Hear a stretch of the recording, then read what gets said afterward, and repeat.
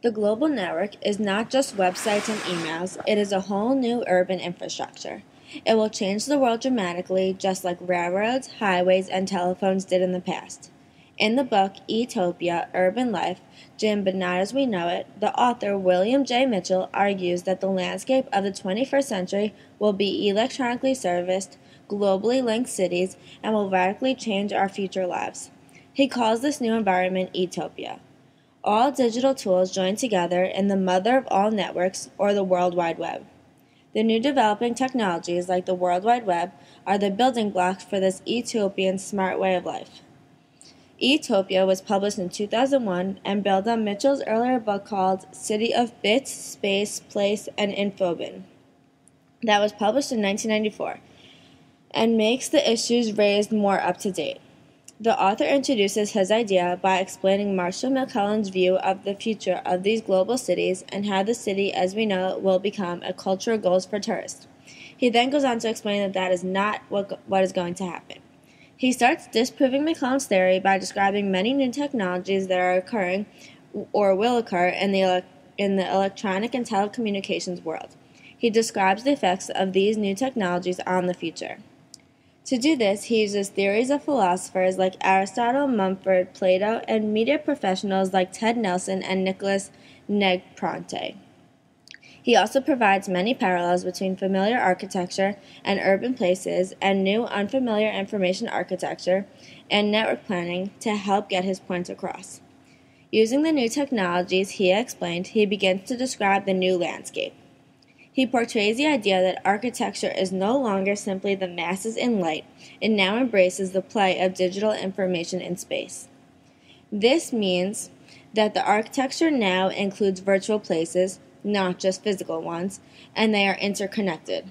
He explains the interconnectedness by describing interactions between smart hardware and networking, which include telecommunication links, the circulation of people, and mechanical transportation arrangements. He then applies this to the idea of body nets and smart places. These are cities of interwoven structures that act together and are made of silicon and software. They are smart, they can listen, and they can respond to each other. In order to stop this, there needs to be a change in the policy and design from the way we know it.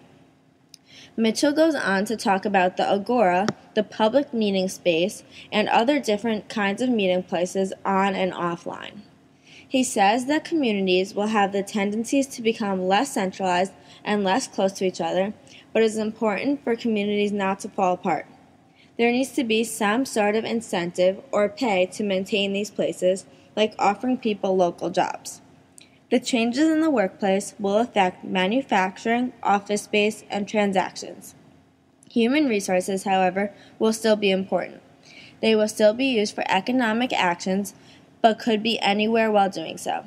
He then talks about people making face-to-face contact. He says that people make choices using cost-benefit analysis.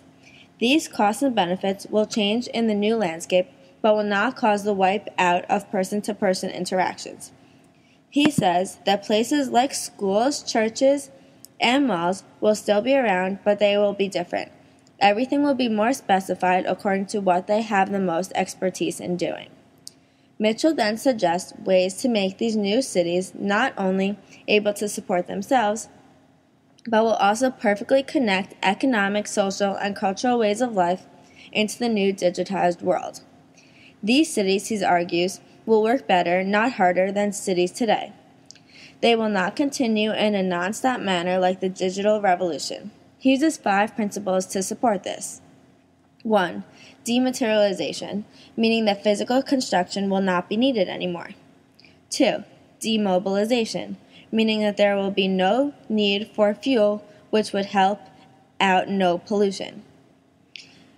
3. Mass customization, meaning there would be no routine custom delivery of anything.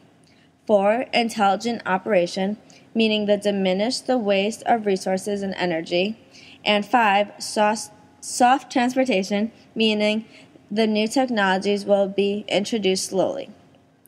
This utopian society is how Mitchell thinks the future of the environment will fold out in the electronic revolution. He thinks physical places and virtual places will function separately but exist together. They will complement one another in this new life without substituting each other. He concludes by saying, sometimes we will use networks to avoid going places, but sometimes still we will go places to network.